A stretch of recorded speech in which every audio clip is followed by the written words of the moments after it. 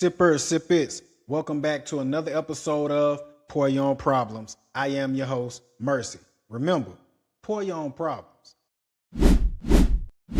Hey, boss, he ain't working.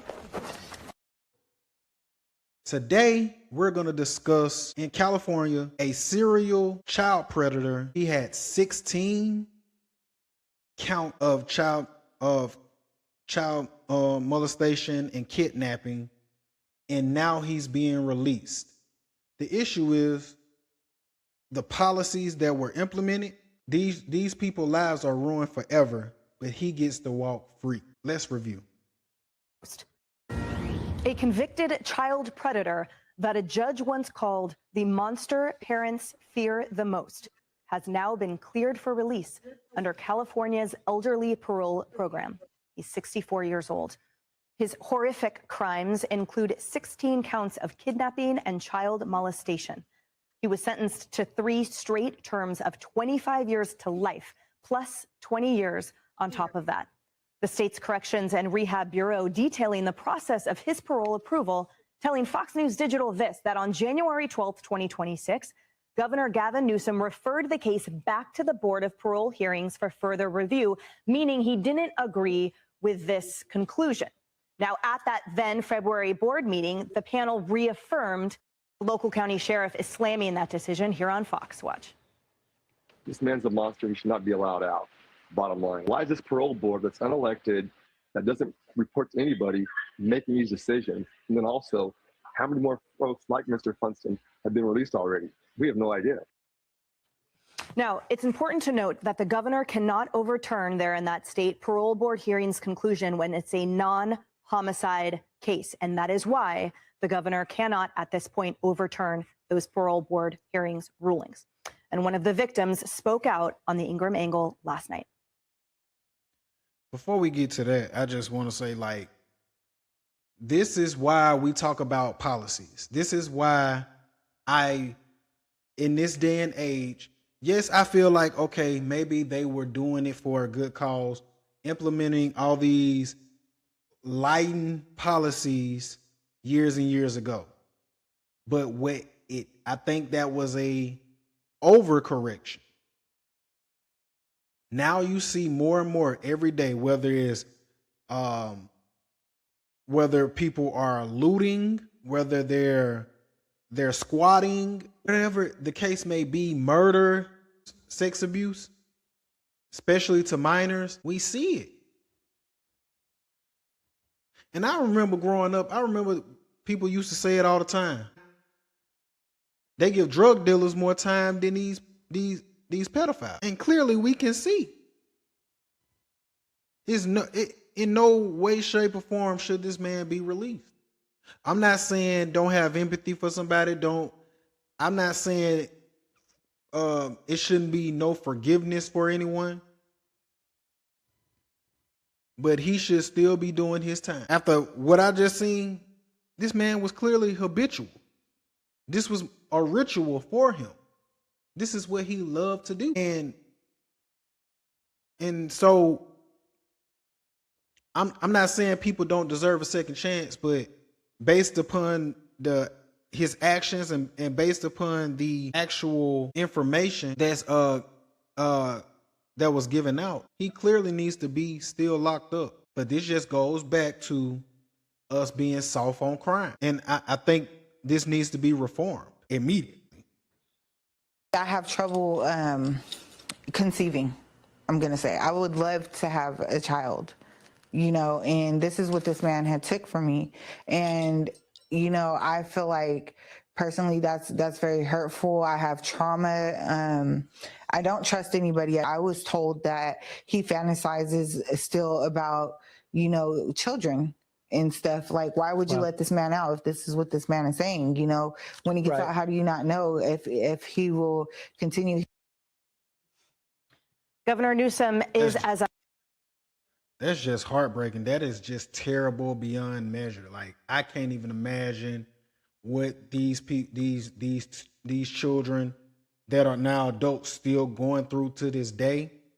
The effects, the ramifications of his poor behavior, and now these stupid policies that people have put in place that allows people like him that he still has the craving for a child is disgusting.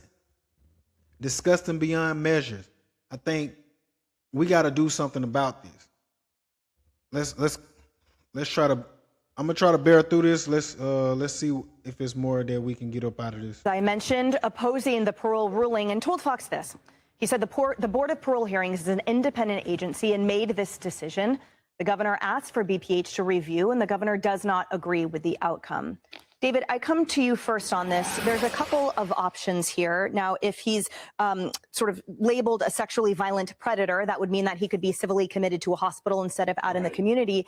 And there are currently, there's people vying for legislation to be passed that would close that loophole that enables sexually violent predators, or ones even whether they have that title, to be included in this legislation. The elderly parole, that is people who've been in jail for 20 years or longer and are over the age of 50. But it just smacks the conscience that somehow this and those loopholes exist, because those were humans at the parole board hearing that said, oh, he's rehabilitated, even though he continues to maintain he is an attraction to people under the age of 7.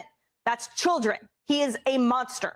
It's not a direct correlation, but it's important why we want the right people on school boards.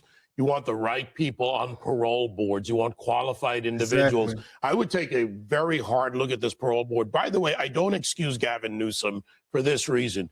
You're the governor. You have actually an international platform. If you object to something, you can raise the level of that objection while you do not have the ability as governor to overturn it. And if he was really... Facts.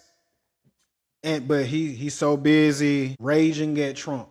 He's so busy trying to get ready to campaign. Like, all of this is still on your watch, my guy. All of this is still on Gavin Newsom's watch, because it could be something he could have done while he was over there overseas. He could have been at home making sure that he gets something implemented where this guy doesn't see the light of day. I think this is pathetic. I think this is stupid. And he has a big, and like he was stating, he has a big platform that he can operate this on. I think he just put out a statement to give us some fluff and keep it moving. Our children are clearly not his priority. We seen that with the trans situation with the boys playing in girl leagues.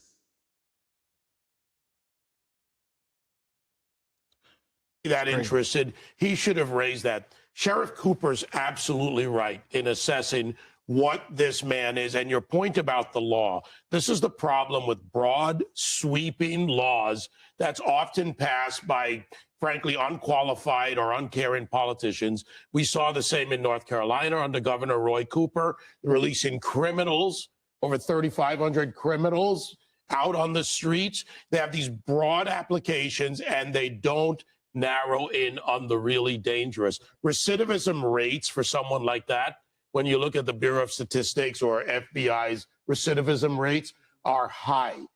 This guy is a danger to the community. They have got to find a way. Look, this is a case of watch, follow, don't ignore his rights. We don't do that under the Constitution. Find a way to put this guy back in jail. He should have been chemically castrated or physically castrated long ago. Look, Harris, this case reminds me of, and I know you remember this horrific case, in the Mary Vincent case that hideously is called the Larry Singleton. Hey, we got to do better. And I'm going to say it like this. This is why we don't need to be soft on crime. We need to go back to the old saying, you do the crime, you do the time. They have softened these crimes, these policies so much that we got serial predators being released. All of this goes back to, who are you putting in office? What reforms or what legislation are they trying to push? It's clear that no one's thinking about the victim. This is getting disgraceful and pathetic, and things need to change. Sippers, sippets, let me know what y'all feel in the comments. Remember to hit that thumbs up as it helps others find this channel. Remember to subscribe, hit that notification bell. It's your boy Mercy.